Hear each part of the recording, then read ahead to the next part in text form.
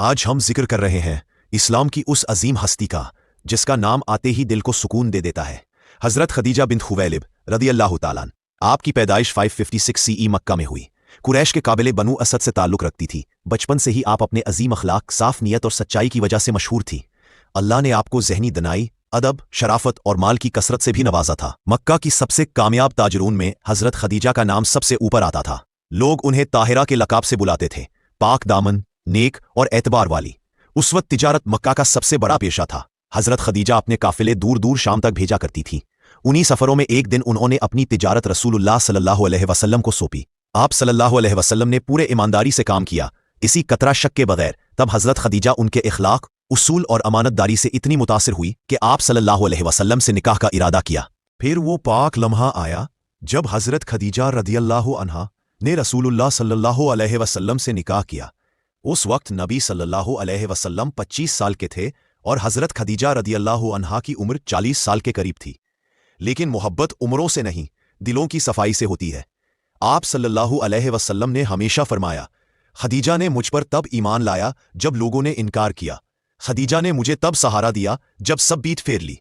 پھر آیا وحی کا پہلا لمحہ، جب گھر حرا میں پہلی دفعہ جبریل امین آئے اور رسول اللہ صلی اللہ علیہ وسلم گھبرا کر گھر لوٹے تو سب سے پہلے جس شخص نے انہیں تسلی دی وہ خدیجہ تھی۔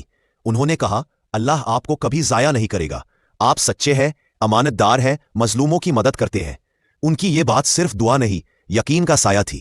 حضرت خدیجہ اسلام پر ایمان لانے والی سب سے پہلی شخصیت بنی۔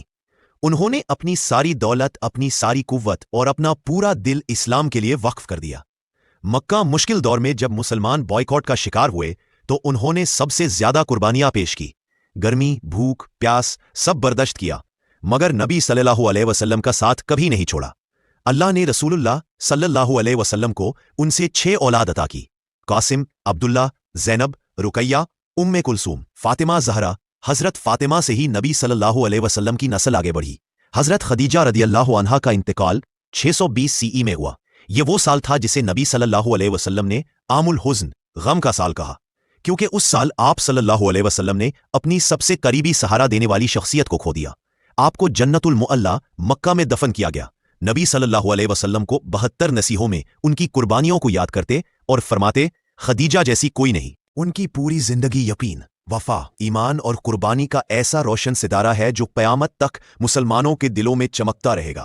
حضرت خدیجہ رضی اللہ تعالیٰ عنہ اسلام کی پہلی مومنہ، ام المومنین اور رسول اللہ صلی اللہ علیہ وسلم کی سب سے پیاری صحیبہ حیات ہے۔